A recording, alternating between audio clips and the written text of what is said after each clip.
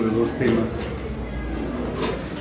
la respuesta inmune frente al proceso infeccioso y, en segundo lugar, fiebre de origen oscuro. Bien. Cuando abordamos un paciente con cuadro febril, debemos evaluar en la historia clínica, tanto a través del interrogatorio como el examen físico, una serie de aspectos. Una pregunta clásica que le hago a todos los alumnos en los diferentes ciclos es: ¿quién inventó el termómetro?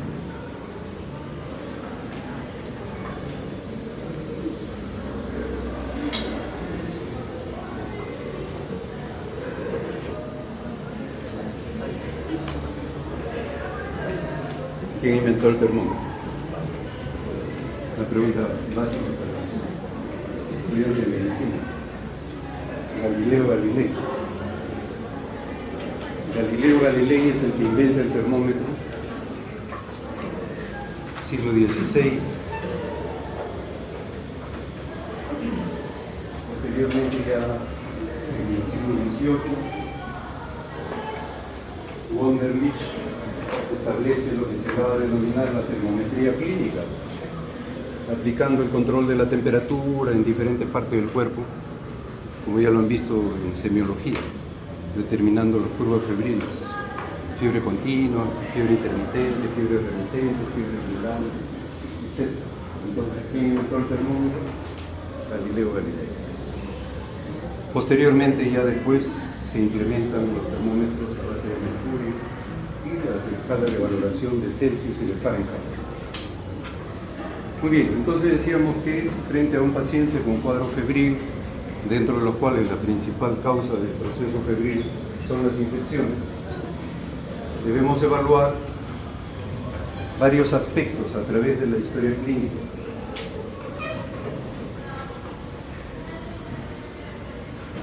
Aspectos relacionados a lo que se denominan las barreras naturales o barreras de defensa natural, la defensa innata y la defensa adquirida o adaptativa.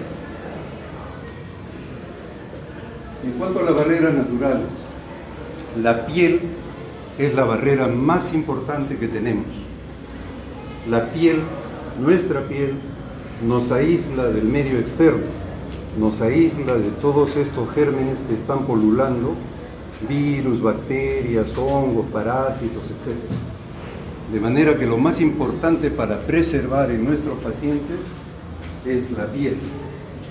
Y vemos cómo esta algunas veces es violentada por algunos procedimientos médicos. Colocar una venoclisis, si es que no ha sido hecha con la debida asepsia, va a producir una infección local o a veces sistémica. Colocar un catéter venoso central igualmente puede llevar un germen de la piel hacia el torrente sanguíneo y producir una septicemia. También vemos la piel en aquellos pacientes que han sufrido grandes quemaduras, pacientes quemados con extensiones de quemaduras del 30, 50% del área corporal o más, en los cuales son presa fácil de gérmenes como el estafilococo, la pseudomonas, y muchas veces se mueren por la infección sobreagregada, a pesar de las medidas médicas tomadas para tratar de cubrir esa área con piel de cerdo, con apósitos, etc., ¿no?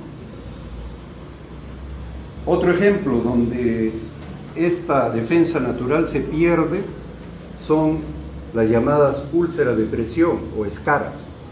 De ahí la importancia de todo paciente postrado crónico estarlo cambiando de posición cada 2 horas, producto de un accidente cerebrovascular, de una operación grande a cadera, etc., ¿no? Estos pacientes hay que procurar estarlos movilizando, de lo contrario se van a producir estas úlceras de presión, escaras, cuyo grado más profundo es el grado 4, en que se llega hasta el periósteo, puede producir osteomielitis y desde ahí producir una sepsis en el paciente. Las mucosas también son igualmente importantes, ¿no? La mucosa de los ojos, nuestras conjuntivas, están expuestas al viento, al polvo y a esto, a los gérmenes, y por ende tienen en su epitelio la producción de una serie de enzimas, lisocimas, etcétera, que tratan de destruir estos agentes invasores.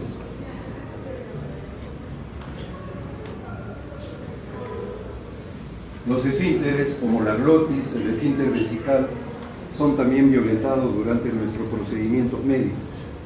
Paciente que viene en una severa hipoxemia, menos de 60 de presión arterial de oxígeno, es indicativo de colocarle un tubo endotraqueal.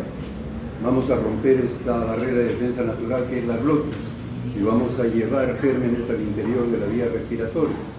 Frecuentemente la pseudomonas es uno de los gérmenes que se asocia al uso de tubo endotraqueal y colocación de respirador artificial o ventilador.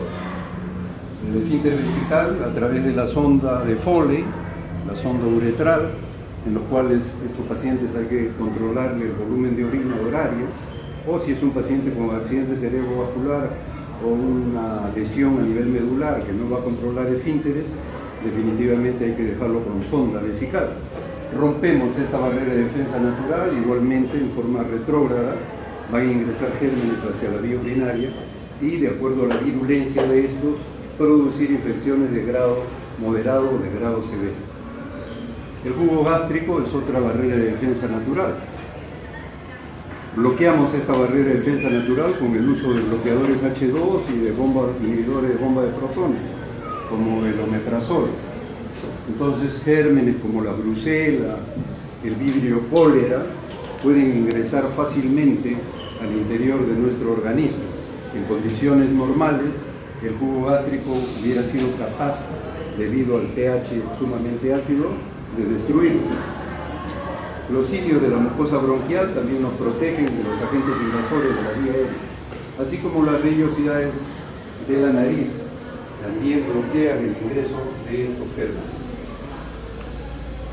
En cuanto a la defensa natural o defensa innata, vamos a tener componentes celulares y componentes moleculares, ¿no? El compartimento celular y el denominado compartimento molecular.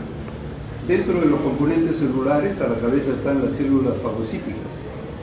Los neutrófilos y los monocitos son aquellos que, en contacto o ante la información de que hay un agente invasor, se transforman y se convierten en macrófagos. ¿Qué es un macrófago? Es un neutrófilo o polimorfo nuclear activado o un monocito activado. Cualquiera de ellos se va a transformar en macrófago y va a producir una serie de sustancias y va a tomar una serie de acciones en defensa del organismo. También tenemos células liberadoras de mediadores inflamatorios como los basófilos, las células cebadas y los eosinófilos. Y finalmente las células natural killer, que son linfocitos T, que por razones oncogenéticas transmitidas de generación en generación son células que tratan de atacar a aquellos agentes que anteriormente nuestros antecesores tuvieron contacto con esos gérmenes. En cuanto a los componentes moleculares, todo el complejo del complemento, las proteínas de fase aguda y las citoquinas. Estos son los dos compartimentos fundamentales, tanto el compartimento celular como el compartimento molecular, que vamos a tratar de explicarlos a continuación.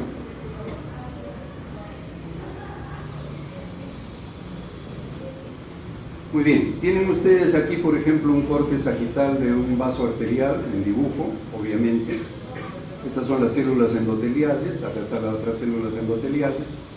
Y tienen ustedes acá un neutrófilo polimorfo nuclear, puede ser también un monocito, que viene y mediante un fenómeno de rolling, viene, golpea la pared de este lado del vaso, rebota, va a golpear también al otro lado de la pared, y así va rebotando mediante este fenómeno de rolling.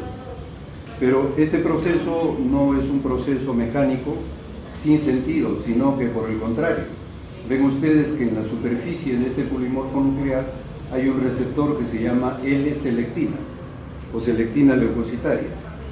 Cuando se acerca a la célula endotelial, va a unirse con este receptor Cialin-Lewis. Si no hay ningún proceso infeccioso, le dice todo está normal, no pasa nada, se desprende y sigue rebotando hacia otro receptor Sialin-Lewis, de este lado de la pared del vaso o de acá arriba. ¿Ok? Todo está bien, no hay ningún problema. Cuando hay un proceso infeccioso y han llegado las sustancias activadoras producidas por este acúmulo de bacterias y en contacto ya con la célula dendrítica presentadora del antígeno, de los natural killer, etc., entonces este polimorfo nuclear o macrófago se activa. ¿Qué sucede cuando se activa? Pierde esta molécula llamada L-selectina, pierde este receptor y en su superficie aparece la integrina. ¿Cómo identifico un macrófago? Porque en su superficie ha aparecido una molécula llamada integrina. En ese momento esto es un macrófago. Y este macrófago que tiene en su superficie esta molécula de integrina se va a unir con otro tipo de receptor endotelial llamado selectina endotelial. Al unirse con este receptor de selectina endotelial, se adhiere este macrófago al epitelio vascular y por un fenómeno de diapedesis atraviesa el vaso. Va a ser conducido por un proceso quimiotáctico y leucotáctico donde participan las fracciones C3A y C5A del complemento. Asimismo, la histamina, prostaglandina y leucotrienes también participan en el viaje quimiotáctico de este macrófago hacia la zona donde se ha producido la infección bacteriana. Estas bacterias, obviamente, tienen otro tipo de polisacáridos en su superficie. Nosotros, nuestras células humanas, tenemos hexosas, ellos tienen pentosas, estos gérmenes en su gran mayoría. Acuden hacia esta zona donde estos invasores han sido marcados con otra fracción del complemento importante, que es la fracción C3b. Han sido opsonizados. Entonces, los gérmenes opsonizados por la fracción C3b del complemento son fagocitados. Por un lado, por el macrófago, son destruidos, por otro lado, por los natural killers, ¿no? O se les adhiere también una inmunoglobulina para que vengan los linfocitos citotóxicos CD8 para destruirlos. Todo este complejo mecanismo se realiza en forma simultánea, ¿no? Sincronizada, ¿no? Hay liberación de polisacáridos, hay liberación de una serie de interleuquinas, dentro de las cuales sabemos que la interleuquina 1 es la principal en la génesis de la hipertermia. Secundariamente, la interleuquina 6 también participa en la génesis de la hipertermia. Cuando vemos en la hoja clínica gráfica el pico de temperatura de un paciente de 39 grados, estamos viendo el efecto de interleuquina 1 e interleuquina 6. Cuando en la anamnesis nuestro paciente nos refiere cefalea, malestar general, artralgias, mialgias, decaimiento, anorexia, hiporexia, baja de peso, es efecto del factor de necrosis tumoral alfa. Todos ellos entonces son interleuquinas que participan en el proceso febril, en el proceso infeccioso. Para la hipertermia, interleuquina 1, interleuquina 6. Artralgia, mialgias, hiporexia, decaimiento, malestar general, cefalea, factor de necrosis tumoral alfa. Todos los procesos infecciosos, brucelosis, tifoidea, leptospirosis, etc., van a tener estos elementos comunes de presentación debido a la liberación de estas interleuquinas.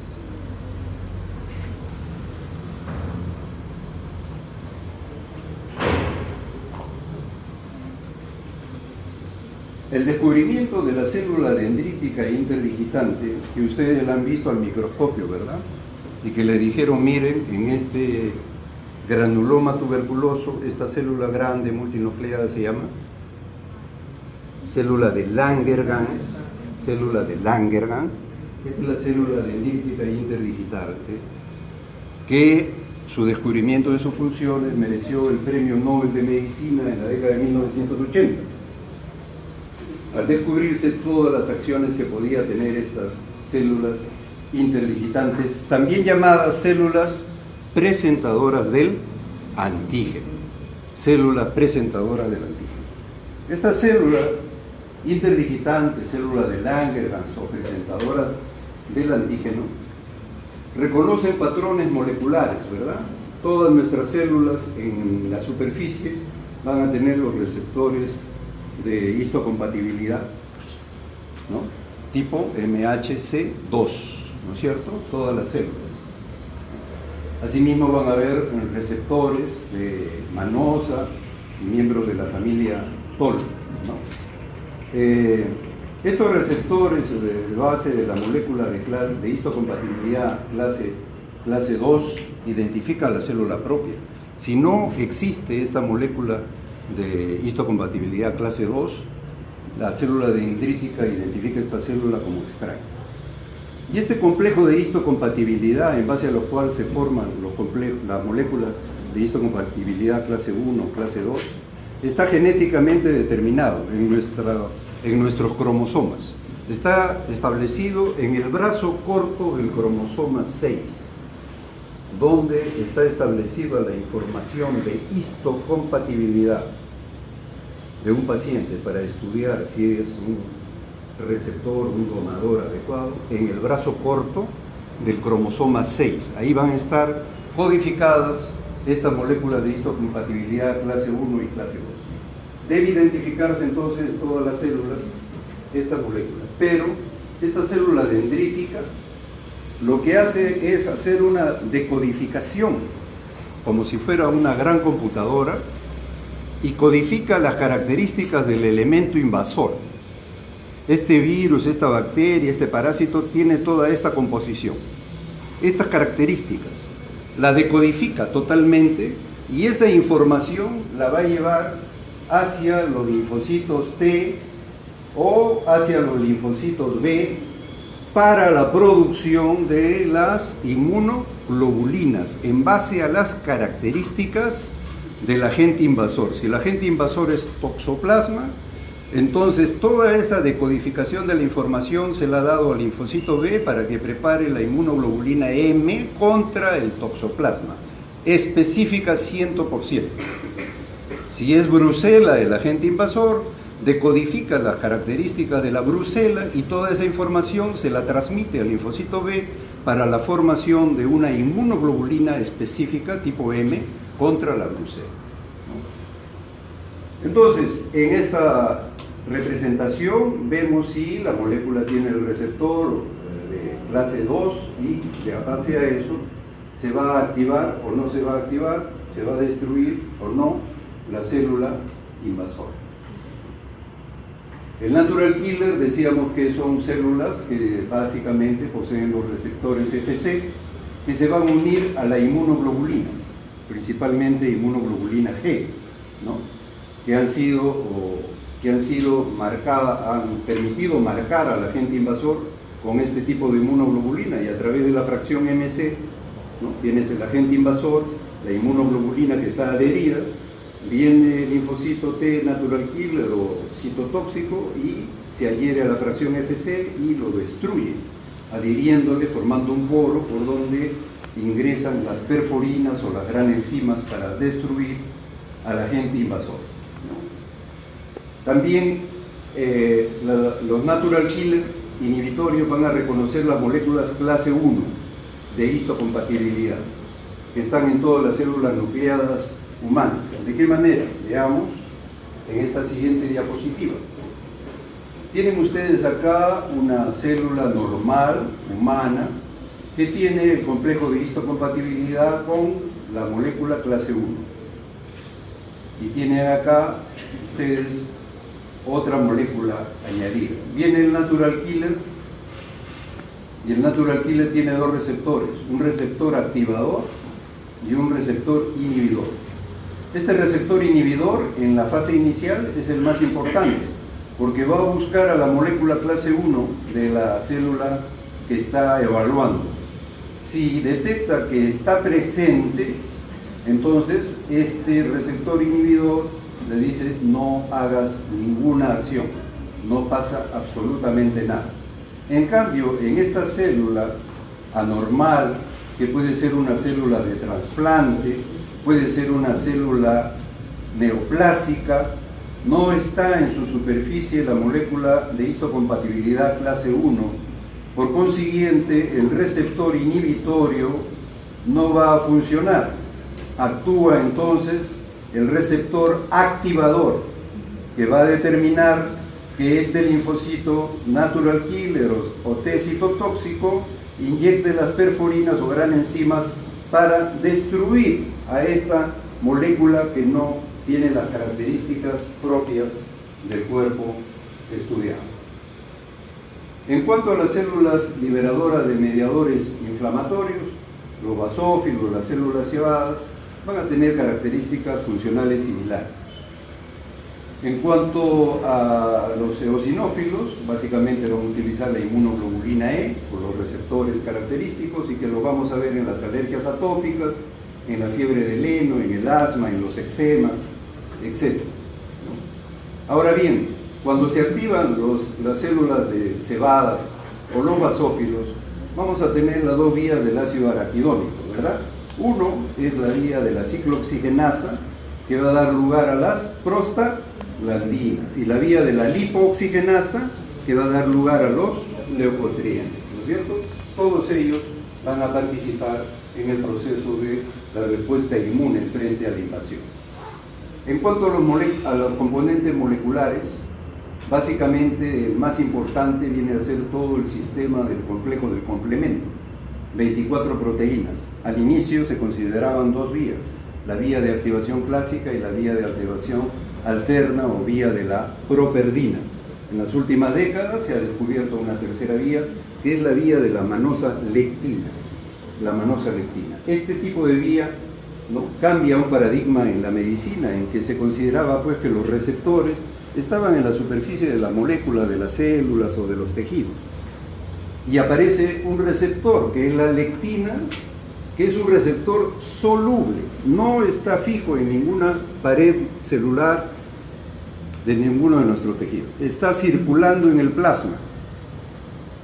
Entonces, la lectina es un receptor que está circulando en el plasma y que se va a unir apenas ingrese un agente extraño que tenga en su composición manosa, que es una pentosa y que obviamente no forma parte de las células normales del ser humano. Entonces se forma el complejo manosa-lectina. La lectina se une a esta manosa, se forma este complejo y se va a producir la activación del complemento.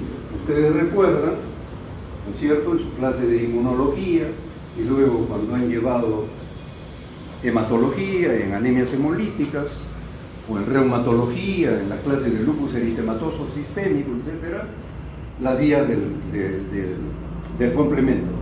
Ustedes tienen acá la vía clásica, la fracción 1 del complemento, ¿cierto?, que tiene la fracción QRS, la fracción 1 del complemento, y que frente a las inmunoglobulinas que se han unido al antígeno han formado un complejo antígeno-anticuerpo.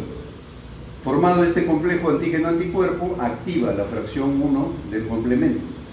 Esta fracción 1 del complemento activada va a actuar sobre la fracción 4 y lo parte en 4A y 4B. Esta fracción 4B va a actuar sobre la fracción C2, ¿no es cierto?, y se va a dividir en C2B y C2A. Se forma acá un complejo C4B2A, que es el factor activador de la fracción 3. Parte a la fracción 3 del complemento el 3A y 3B. Este 3B hemos dicho que va a ir a marcar al agente invasor, va a opsonizar al agente invasor. C3A, C4A van a participar en la leucotaxis o la quimiotaxis del macrófago. En la manosa lectina, igualmente formado este complejo de manosa lectina, va a seguir una vía similar. hay puntos comunes en que se activa la fracción C4, se parte en C4A, C4B, esta a su vez parte al C2, el C2A, el C2B, el C4B se une al C2A, que es el activador de la fracción 3 del complemento, partiéndolo en C3A y C3B. Y tienen este esquema un poquito denso, pero que en su computadora, cuando copien el archivo, lo van a ver perfectamente claro, ¿no es cierto? Tienen acá la vía clásica, la formación del complejo antígeno-anticuerpo, activando la fracción 1 del complemento, la cual va a partir al C4, el C4B, C4A, ¿no es cierto? Y posteriormente van a activar y partir al C2, convirtiéndolo en C2A. El C4B con el C2A son el C3 convertasa, que va a actuar sobre el C3, partiéndolo en C3A y C3B. La vía alterna de la properdina, igualmente tienen ustedes el factor B, ¿no? Tienen ustedes el factor D, y se une a la activación de la fracción 3 del complemento de C3A y C3B. Y el de la manosa, que lo acabamos de ver, igualmente similar al del complejo antígeno-anticuerpo. Bueno, activada la fracción C3A y C3B, este C3B va a venir a activar a la fracción C4, C5, C5, C6, C7 y C8. Estos complejos así activados, C5, C6, C7, C8, forman un poro que se llama poro de ataque a la membrana. Poro de ataque a la membrana. De manera que aquí el natural killer o el linfocito T citotóxico, a través de este poro, inyectan las granenzimas, ¿no?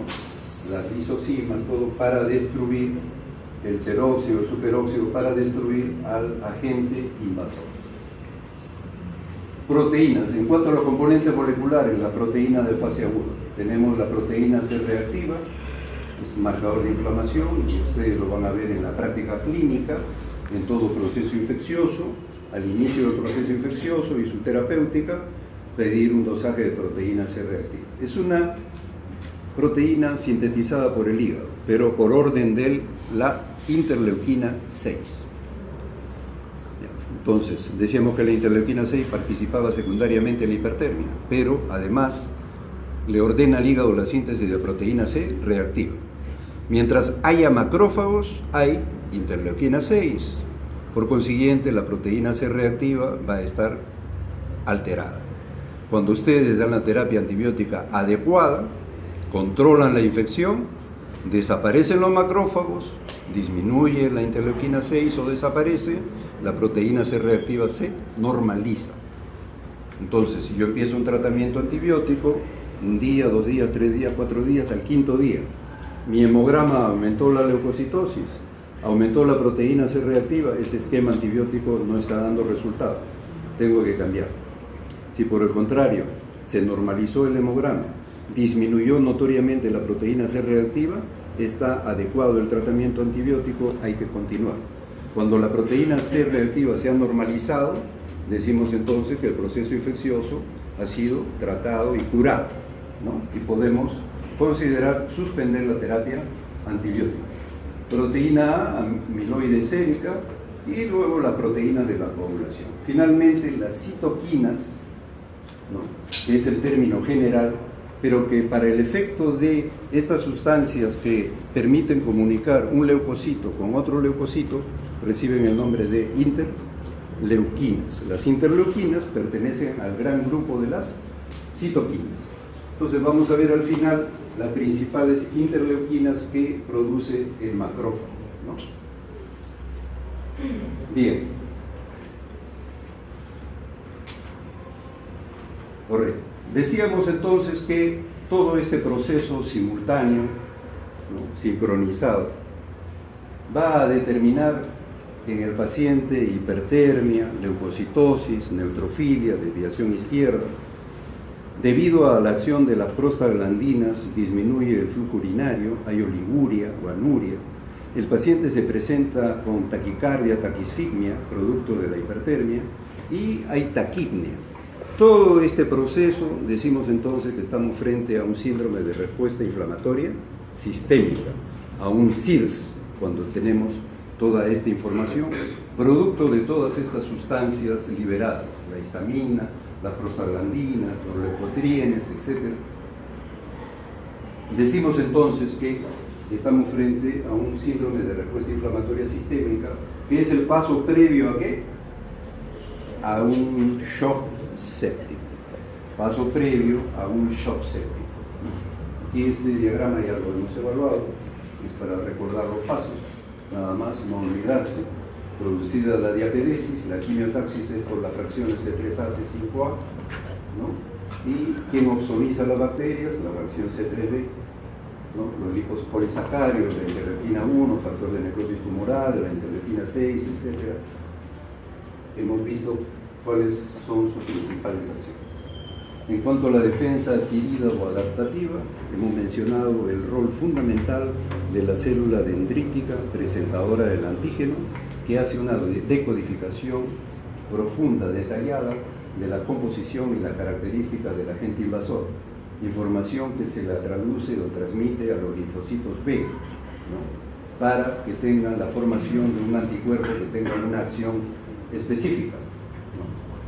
Los linfocitos B, secretores de inmunoglobulinas específicas para los microorganismos, las células T helper, que ayudan a los linfocitos B a elaborar estos anticuerpos específicos, y a los macrófagos para eliminar las células infectadas por virus, ¿no es cierto? ¿Cómo se alcanza esta maduración? Ya recuerdan ustedes, en su clase de hematología, tienen ustedes la célula pro-B, la célula pre-B, el linfocito B, que tiene en su superficie las inmunoglobulinas. Pero frente a la presencia de un agente extraño y habiendo recibido la información de la célula dendrítica, se transforma en célula plasmática, que se caracteriza porque aumenta su citoplasma enormemente y en su superficie aparece una gran cantidad de inmunoglobulinas. Al inicio, inmunoglobulina de tipo M, posteriormente, inmunoglobulina de tipo G. En la fase aguda de la enfermedad, entonces, se produce inmunoglobulina tipo M.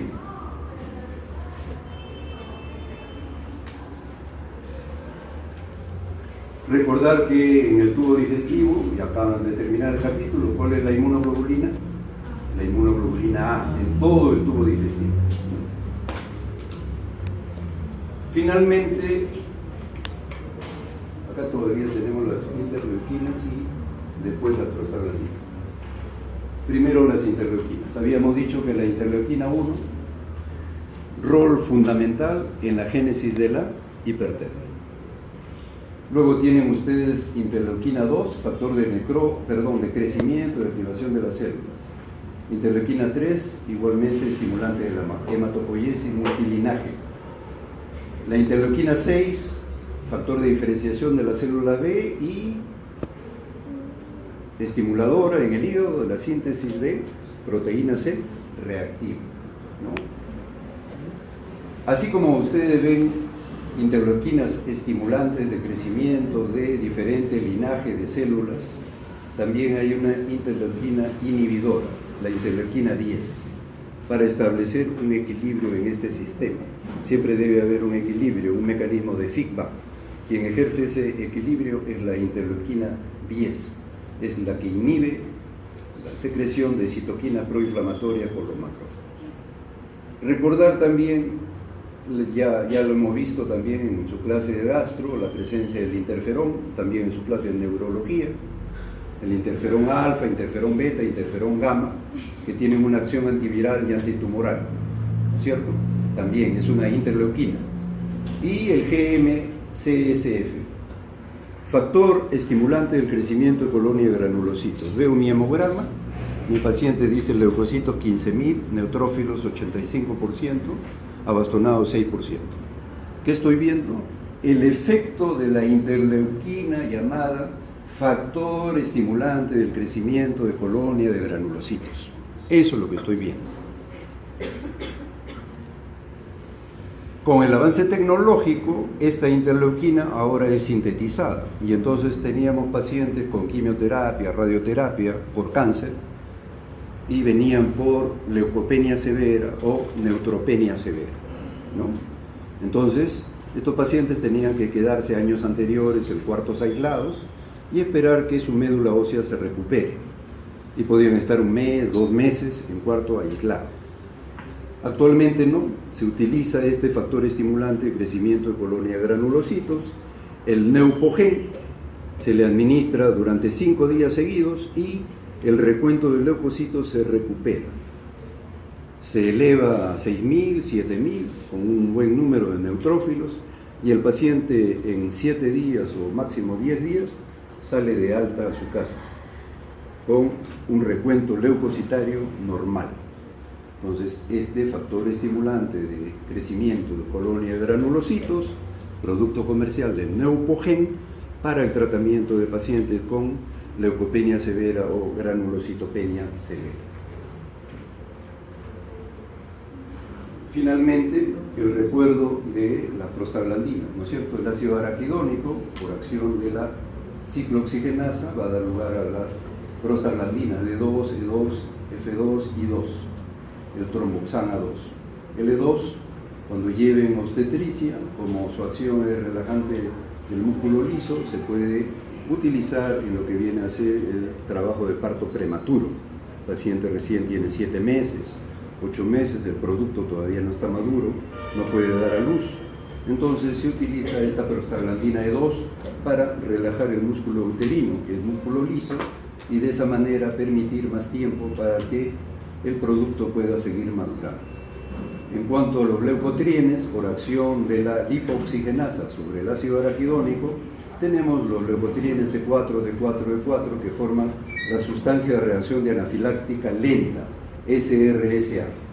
Produce contracción del músculo liso, aumento de la permeabilidad capilar, sinergismo con la histamina, ¿no?, de las prostaglandinas. Al final, todo esto va a traducirse en el síndrome de respuesta inflamatoria sistémica. Muy bien, preguntas, aclaraciones.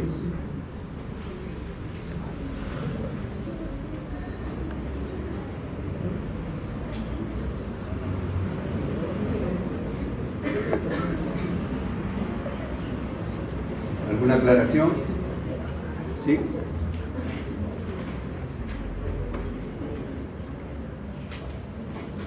Muy bien,